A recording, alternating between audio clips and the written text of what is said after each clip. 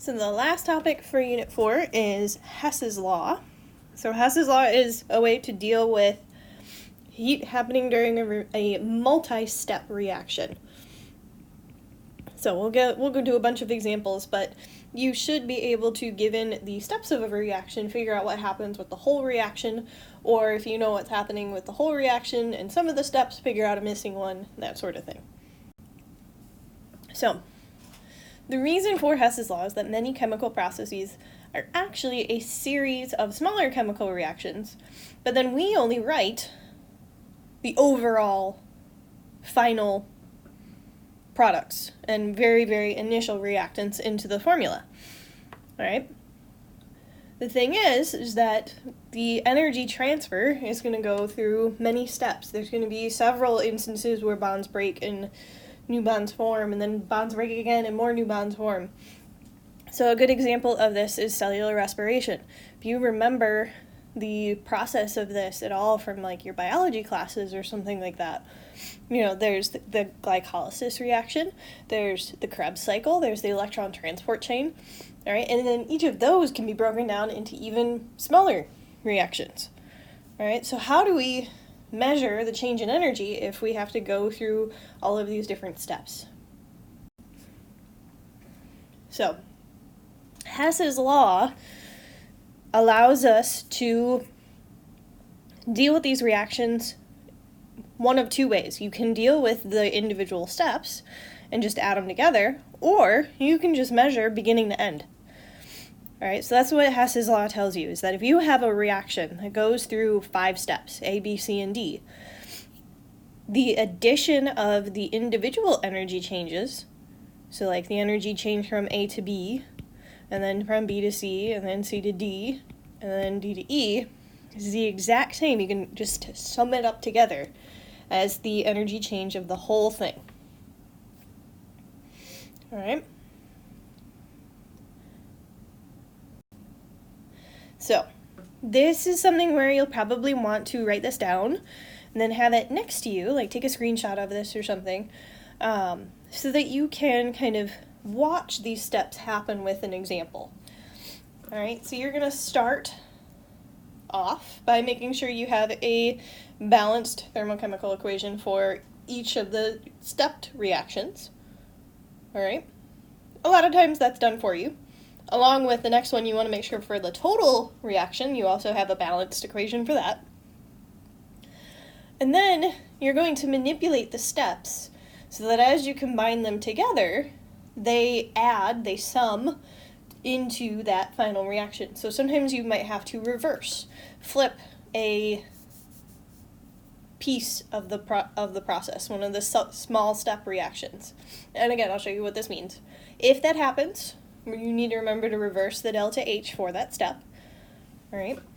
And then you're going to scale these reactions so that, you know, like with cellular respiration, you need to end up with 6 oxygens in and 6 waters and 6 carbon dioxides out. All right. If you do any scaling, you also have to adjust the delta H values, and then you can add them all together at the end.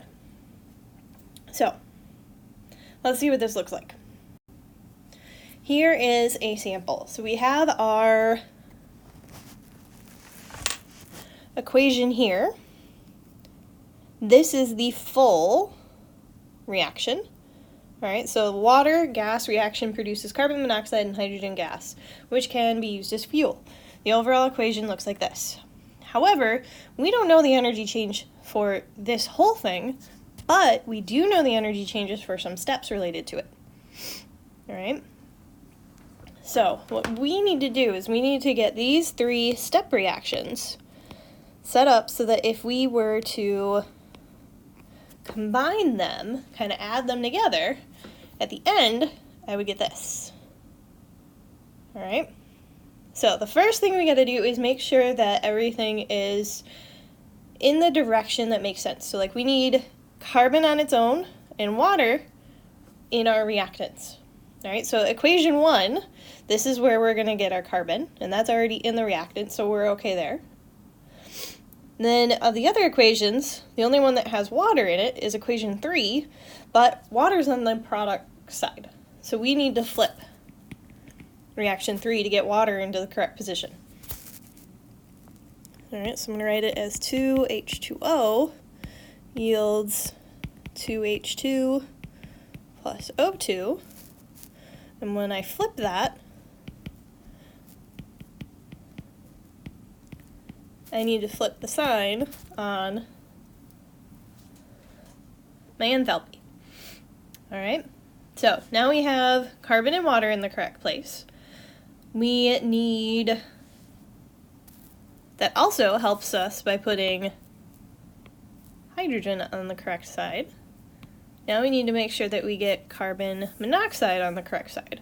So right now we have carbon monoxide here, so we need to flip this one as well. So 2CO2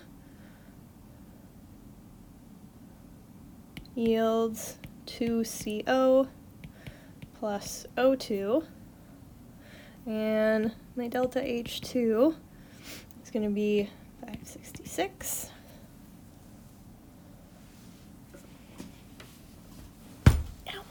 Sorry. All right, so we have everything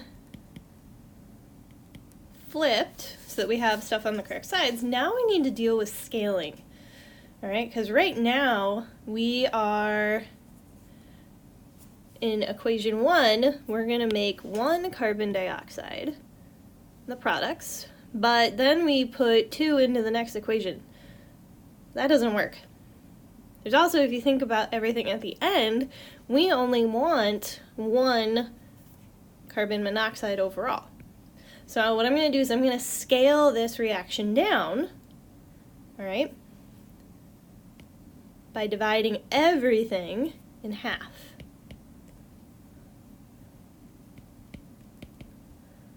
So 566 divided by 2.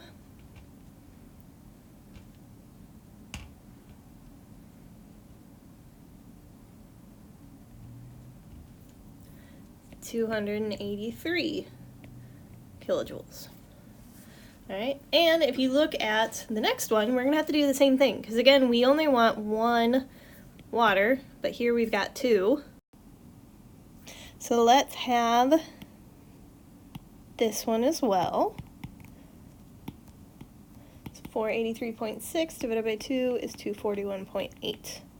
Okay, so at this point, just to make things a little bit easier for everybody to see, I'm going to rewrite what I've done so far. So I have my equation 1. It's going to be C solid plus O2 gas yields CO2 gas. And my delta H1 is still negative 393.5. My equation 2 is going to be CO2 makes CO plus half an oxygen. Let me get my subscripts in there.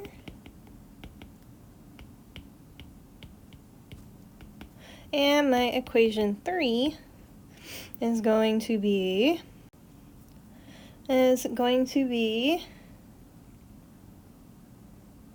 H2O plus,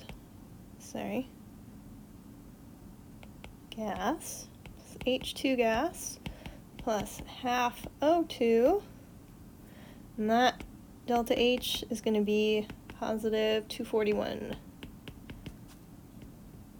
Okay, so now I'm at the point where I'm going to sum these together, and how this works is if things are on opposite sides of the arrow, all right, so if something is a reactant in one equation but a product in the other, they cancel each other out. So, for example, combining the first two,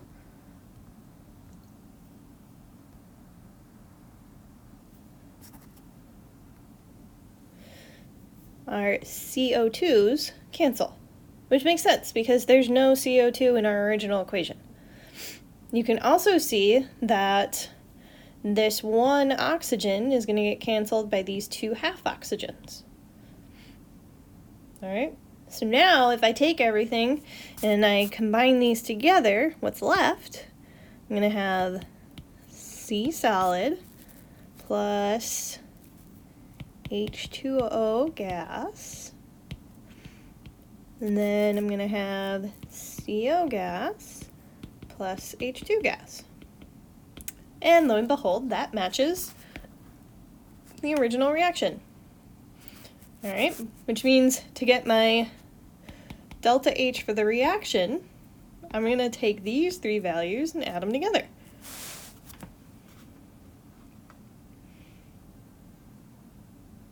So negative 393.5 plus 283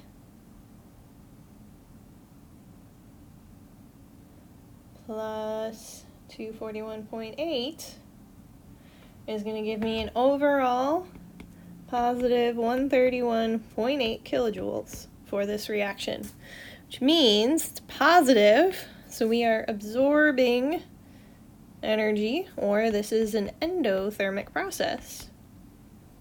Even though there was a part that was exothermic, there's two parts that are endothermic. So overall, it's endothermic. All right. So this is definitely the sort of thing where just more practice is going to help you get this down. This one's a little bit different. You know your total, but you don't know one of the pieces. But the process is going to be the same. You've got to find a way to combine these two equations so that it looks like the top. All right, so we've got, let's see, we've got 3H2 and N2. That matches here. So this one we can leave the direction it's in. And luckily, we also can leave it in the direction here. All right, so this turns out to be not so bad.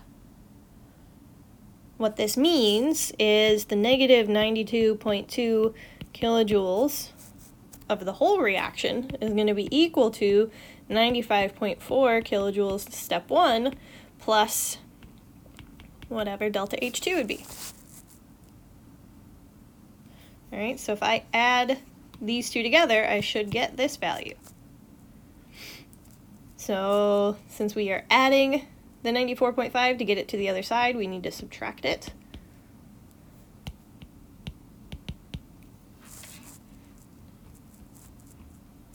So when I combine negative 92.2 and negative 95.4, I get a total negative 186.7, and that is my delta H2. All right, so we'll have some more of these to practice in class, but definitely the trick to these is just finding a way to make sure that those reactions cancel to become the overall reaction. And that sometimes that'll require some flipping, sometimes it'll be easy like this one.